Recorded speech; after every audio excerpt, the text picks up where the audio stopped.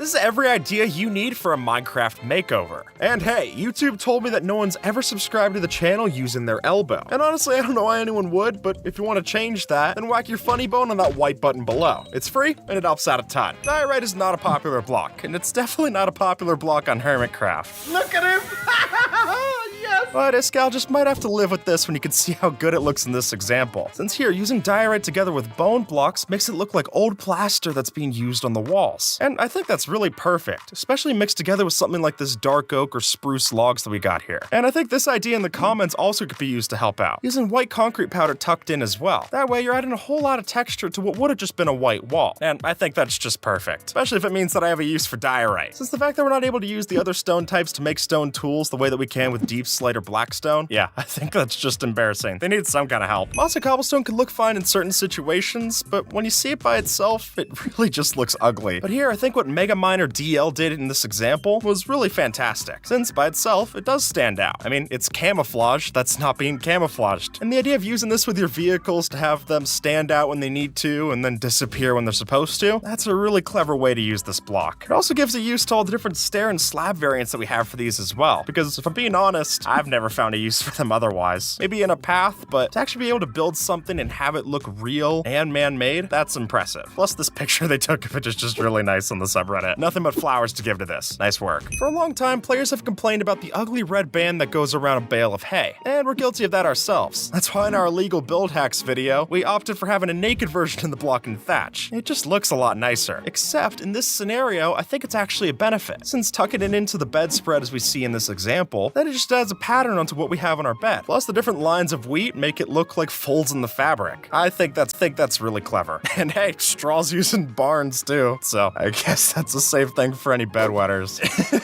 When you think of one of your Minecraft builds catching on fire, you're usually thinking of the end of the world. I mean, that's all of your work literally going up in smoke. But here, that's the point, and it is your hard work. And I think the idea of using dead coral and dead bushes inside of the fire to trail off into a gradient for the smoke is a really clever touch. And then using more vibrant regular coral as it gets lower and lower, I mean, this is just beautiful. Forget having a particle system in Minecraft. This user literally built it, and it looks better than what I could dream of. And you don't have to worry about disabling fire tick for this one, so there's a couple of benefits to that. Old netherrack is a texture that's famous for being one of the ugliest that's ever graced the game. Or disgraced the game? I don't know. It's not a pretty sight. And while we've talked about that our fair share, I mean, literally look at this thumbnail and see that we've talked about it. I think what this user's done here is actually put the old netherrack texture into good use. Which I know is a lot for me to say, but what iron lining does here by using it as old roof tiling, I think is particularly pretty. And now all the busyness of the texture just looks like actual different layers of depth to the tiling that's done in the roof. And it really doesn't look the same if you try this again with new textures. So if you're stuck to playing in older versions that are stuck with this texture, then this could be a solution for you. Respawn anchors have such a dark texture that it might be easy to forget that they're actually a light source. But as this post shows off, if you were to tuck one of these respawn anchors into a ceiling made of crying obsidian, then sure enough, we've got ourselves a hidden light source in your ceiling. Just make sure that none of your friends are coming through and adding too many glowstone inside. Or if they are, then just build this inside of the nether where it's not gonna explode. We don't need your ceiling lights trying to kill you. Nether brick fences and regular fences do not connect, which most of the time could seem annoying, but here it actually ends up being quite useful. Since, as this user was to show off, by alternating between dark oak fences and nether brick fences like so, we're essentially creating larger fence gates than we ever thought were possible inside of vanilla Minecraft. Which is a nice touch when the alternative to get a method like this would be to use a debug stick and individually toggle off all of these fences. I'd much rather just craft some nether brick and do it this way. And then next to granite and bricks, it actually pairs quite nicely. And after all, they're all warm tones, so when you alternate it just right, it's something that shows that you're ugly alone, but when you band together, you might just have something going on for yourself. The end portal frames always seem to look out of place compared to the rest of the end portal texture, and definitely compared to the rest of the stronghold. And while I guess part of that is intentional, what user RoPractical1304 did in this post is make something that both makes sense and looks a whole lot better. And here, by just simply incorporating the end portal texture inside of an actual ender pearl design, we get something for your portal room that really looks like it could fit in at any point of your Minecraft journey. Whether you're first going to the end, or you're going for the 1000th time to visit your Enderman farm. Though honestly, building this later might be a good idea, because the way that they built this, they used diamond blocks to actually pull this off. And yeah, something about using 27 diamonds to get this design, don't get me wrong, it looks great, but if they weren't there, would anyone notice? I have no clue. Maybe that's a little easier to build if you're in creative mode, just saying. The cauldron's an awkward block. I think basically the channel at this point serves as a resume for why not to hire the cauldron at this point. But while it might not always be good for its actual uses, the way that user Theo Tries put it together in this post is something funny at least. Adding together a wither skeleton skull and a couple of trapdoors flipped up like this, we've effectively got ourselves a flying animal in the skies. Is it a pretty animal? Not necessarily. I think its cuteness is more in its quirkiness. But does it give us a use for our cauldron? Also true. And for that, I'm always grateful. Coconut trees don't look like they're coming to Minecraft anytime soon. Spammo Mojang might have suggested on their Minecraft feedback website. So if we're not going to see these in the next update, that's okay, because we're able to see them right now using decorated pots. And the genius part about this is by using undecorated decorated pots. Yeah, I know, that seems a little confusing, but stacking them together like this, you get a really convincing palm tree bark here. And then with a couple of dark oak wood blocks up here in the leaves, we get a really nice coconut tree to put in your tropical oasis. But be careful, considering the fact that pots are rendered differently inside of the render distance, you step far enough away, the leaves and other blocks will still render, but now you got a floating palm tree, which for an oasis might be a fun detail anyway. When you're trying to sell the atmosphere of a build, it's the small things that'll make the biggest difference. And when we talk about that, particle effects definitely stand out against the rest. You see, say you're building a dungeon or a basement in your world, and you want to prove that it's run down. Well, add some water over top and a waterlogged stair below, and now you can prove that this place is damp and dreary. In Bedrock Edition, trees are known to fall over, but in Java, not so much. So, I guess that's our job. But we don't have to be boring about it, and by help of using the wood blocks instead of the logs, we can build ourselves a custom tree like this that seems to have toppled over in the forest, which I think is a great detail to have, especially if you have some kind of lumberjack shack nearby. Oh, and for the cherry on top, place a bee nest off to the side here. Then it really looks like one toppled over. One of the major changes in the first part of the Caves and Cliffs update was the revamp of ore textures. And regardless of how you feel about them, the new looks do offer up some new details. And my favorite might just have to be the gold ore. As some have pointed out, by mixing these in the stone floor underneath a beehive, you can make it look as if the honey is dripping out of an overstocked nest. And I think that's just adorable. Minecraft banners don't show wear and tear, but we're about to add both of them in. By using gray patterns like this one on a gray wall of stone, we can make it look as if the banners were torn during a battle, which will help us tell the story of a more desecrated part of the castle. And since we can use even more muted colors for the dye, we can add those in and make it look as if the banner's fading with age. While I doubt we'll get any kind of Buildcraft style pipes in game anytime soon, that doesn't mean that we can't play the part. And for that, our top candidate is the new copper lightning rods. These are already perfect additions to any steampunk build, but add some levers and the pipes come together themselves. And if you got yourself a drowned farm, the supplies are already there. Instead of using dripstone for your traps, let's use it for walls instead. By using the different heights of the spikes, we can make a much more menacing fence around your base. And to me, this starts to look like the kind of pointy wood walls that you'd see in something like Clash of Clans, making this an even better fit for your early game rural base. Particles can do a lot for the atmosphere of your build, but without the help of commands and survival, they're not very easy to use. Though with help from the Crying Obsidian block, that might just be changed. See, by putting these in your roof, they can fall through the trapdoors and add some extra magic to your enchanting room, which is a neat effect for sure. With just a tripwire hook and some trapdoors, we can add a convincing tree tap to your tapped trees. And from that point, it's up to you to choose what kind of sap you're collecting from the tree, whether that's using a honey block next to a birch tree for tree sap, or a redstone block with a crimson tree to look a bit more sinister. And for such a simple idea to pull off, this really is creative, and it won't take up much space either. So if you can't go through all the effort to build a custom tree, at least you can make a bone meal tree look a bit more custom with one of these. Clearly, a little detail goes a long way. So while it would be nice to add a potted plant to your Minecraft house, why stop there? Instead, we could add something like vines to the outside of the leaves, give it some much needed depth to the vegetation. So if you're not already playing with something like Vanilla Tweak's Bushy Leaves add-on, this might be a good alternative. With each new update, Mojang gives us in the building community something to play around with. And for the Wild update, that's currently the addition of Skulk.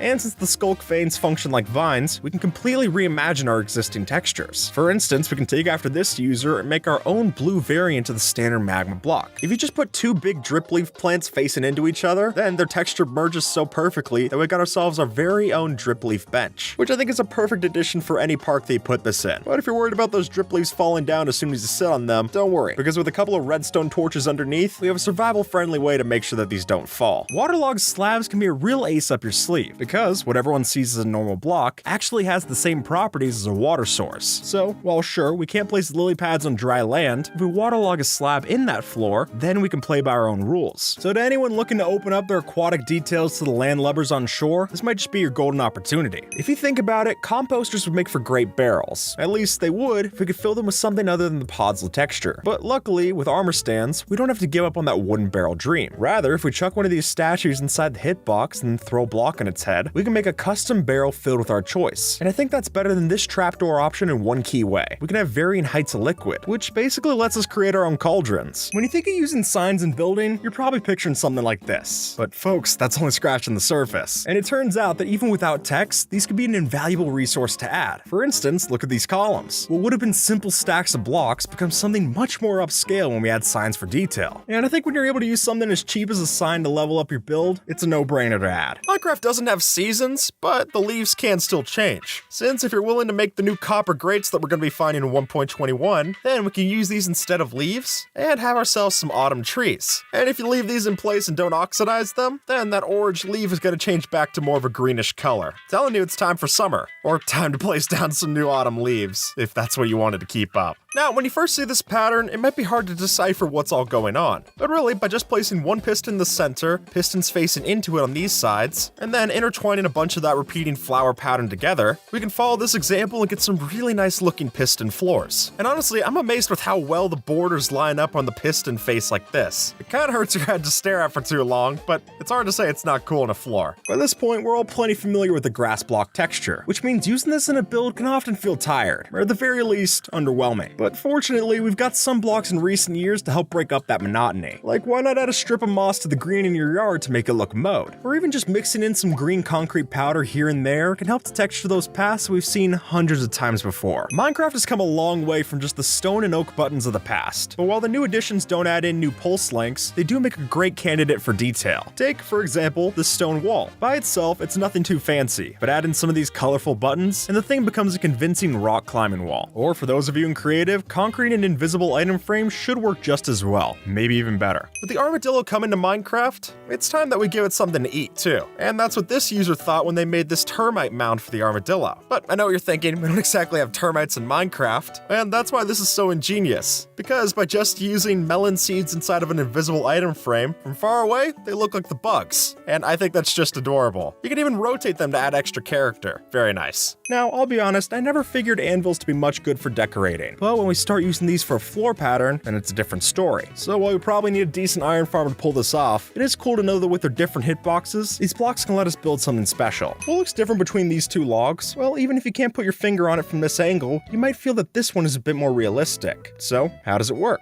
Well, by placing an item frame on the top like so, we get a sneaky bit of detail to our tree trunks. And with this, we might be able to get away with leaving a few more trees chopped down like so in the forest. And hey, it looks better than yet another barren forest biome, so it might be worth trying. Every builder loves half slabs, but while these are great, they're not ubiquitous, meaning we're fairly limited in the half steps we can use. Or so you thought. Since if we take after this user, we can actually use beds as a substitute. See, all it takes is placing one of the 16 bed types and then right-clicking it with a debug stick to get something of a colorful slab to use. And sure, the feet might be a giveaway from this angle, but anywhere else, the illusion does the trick. Now, in theory, using drip leaf as a desk would be a pretty lousy concept, but taking a look at this, I'm reconsidering. By just putting a slab with a sign in front of it, then we've got a simple stool in front of our simple desk. Add a flower pot on top, it looks pretty nice. And if you don't want it to fall over, just power it with redstone, and that drip leaf's never gonna crash. Pretty cool. Minecraft swamps are set for a lot of change, and with that comes plenty of new plants to see. However, that doesn't mean we can't add in a few of our own. So until they're announced, why not fake it with this cattail creation? All you need to do is place 2 support blocks, lay out your brown candles, and then replace the support with a plant of your choice. And it's definitely a way to take your sugarcane to the next level. Shulkers render like entities, which means that if you get far enough away, they'll just completely disappear before the blocks do. And while that would seem like it would make them terrible to build with, the truth's actually anything but. Since if we take after this example, you can actually see that by using shulkers in certain patterns like this, then we can actually add shadows into our build. Now, I'll fully admit, from up close, this looks hideous in this example, but as you step far enough away and you have this in the background, it really is something special. Looking more like a rendered image than anything that was supposed to happen in Minecraft. Just make sure they have some barriers separating the viewers. You don't want them getting too close and revealing how the sausage gets made. Sometimes it pays to have a different perspective. So while a block might look one way while it's facing you, if you flip it around, it might just be used in an entirely different way. So sure, you could use a lectern as just that, but if you rotate it around 180 degrees, then it makes for a fancy banister to use on your staircase. With how clean Minecraft's textures can be, it can often be tough to make something look weathered or destroyed. Take a ruined portal for example. These are supposed to be burnt up and badly damaged, but the regular stone brick doesn't always sell that. So instead, we could add some of the deep slate and black stone variants to the mix and make charred and damaged stone to your builds, which not only gives the blocks they're using some personality, but also helps your build to tell a story. When you're making a big build, sometimes the littlest details can go a long way, and for that, I think particle effects definitely fit the bill. And while there are plenty of existing ones to put on display with command blocks, that doesn't stop us from making our own. For example, take this vat of acid. By itself, it looks pretty bland, more like a green pool than anything else. But add some invisible armor stands into position with slime blocks on their head, and now we've got a bubbling mixture fit for a radiation warning. Or hey, do what these folks did and add some custom leaves falling off your cherry tree. Now, you probably don't want to sit on a campfire, but extinguish it and add some signs like so, and now we've got ourselves a bench that's worth trying. And while that's a solid start, what I love about this example is the little bit of pathland in front of the bench, which makes it look like it's stamped down from all the people who sat there, bringing it all together to make this perfect for a future park. Farms are a staple of Minecraft design, especially in survival, but while we're all used to the fields of wheat, carrots, and beetroots, this might be a stranger sight. Though, sure enough, we can take after this user and add in turtle shell helmets for something of a cabbage plant in your farmland. Just make sure you have the armor stands placed on a daylight sensor down below, otherwise they won't have enough height to peek through. Adding custom plants to your base can really improve a build just like that, though not everyone is looking to sink the time into building a custom tree. So why don't we start small and just improve your pumpkins and your jack-o'-lanterns. By throwing a sea pickle to the top of one of these, we can add a nice little stem to the picture. Or hey, candles could also do the same effect. And either option will definitely step up your game next Halloween. So you're probably not building your house out of melon, but this might make you reconsider, because strangely enough, if you use melon blocks as a texture for your walls, it'll look like a wallpaper ripped straight out of the 60s. And hey, mix in some green furniture, this will actually start to look kinda nice, even if it is a little dated. At first, shroom lights and dead coral don't seem to have anything in common, but when you place them side by side, you'll recognize that a dead bubble coral block looks like a depleted shroom light. So if you want to make it look like part of your store's light up sign burnt out, this is easily the best way to do that. In Minecraft, you don't need to water your plants, but maybe we should have. See, if you mix in the new mangrove roots, we can make a convincing set of dead or dying plants. And honestly, I think this adds in a lot of personality to your builds, even if it is a little creepy. Minecraft torches don't burn out, but we can make it look like they do. By simply using redstone torches instead, we can power these to make a really cool effect for your next mineshaft. And considering the only other way to get torches to burn out is to play on the April Fool's release of Minecraft 2.0, I'd say this is a step up, for sure. Why does this river look better than this one? Well, even though they're both filled with water, what's underneath that water makes all the difference. And as we can surely see here, if you use blue blocks in the lake bed, you get a much prettier, more vibrant body of water. So if you've got the cyan dye, I would opt for this instead of yet another muddy patch of dirt and clay. Bridges are nothing new to Minecraft, but a rusty bridge, that's something fresh. Ironically so, I guess. With the help of the new mangrove roots, we can make these cool metal bridges to connect parts of your industrial base. And while I wouldn't suggest stepping on top of it without a tetanus shot, it does make for a new staple to a post-apocalyptic build. Structured void blocks don't get a lot of love in Minecraft, and really there's not too much that you can do with them. But by putting skulk veins on top of the block,